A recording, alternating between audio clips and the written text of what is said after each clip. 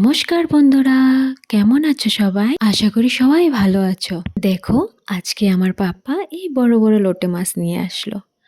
মাছটাকে আমি কিভাবে বানিয়েছি দেখো। প্রথমে কেটে ধুয়ে পরিষ্কার করে নিলাম, তারপর কিছু কাঁচা লঙ্কা রসুন পেস্ট করে নিলাম। এবার একে একে পেস্ট করা মশলা, হলুদ গুঁড়ো, লঙ্কা গুঁড়ো, পরিমাণ মতো নুন, কাঁচা সর্ষের তেল, কিছু কুচানো পেঁয়াজ, টমেটো কুচি, ধনেপাতা কুচি সব কিছু দিয়ে মাছটাকে ভালো করে মেখে কিছু সময়ের জন্য রেখে দেব। যদি আমার রেসিপিগুলো তোমাদের ভালো লাগে তাহলে প্লিজ আমার চ্যানেলটাকে সাবস্ক্রাইব করো, একটা লাইক আর ছোট্ট একটা কমেন্ট করে দিও।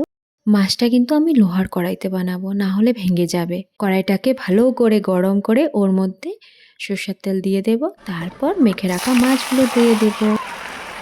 এখন ভালো করে নেড়ে চেড়ে কিছু সময়ের জন্য ঢেকে রাখবো।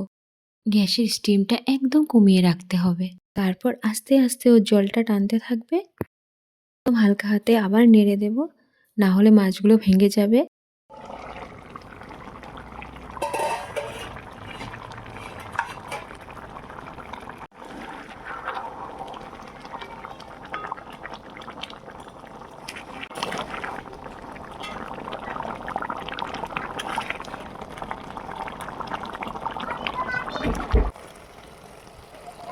তারপর দেখবে জলটা পুরো টেনে গেছে, তেল ছেড়ে আসবে, তখন নামিয়ে নিতে হবে।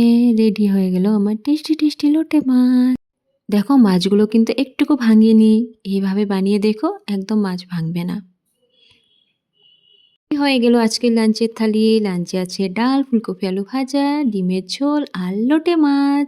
ধন্যবাদ সবাইকে আমার ভিডিওটা পুরো দেখার জন্য। Bye bye.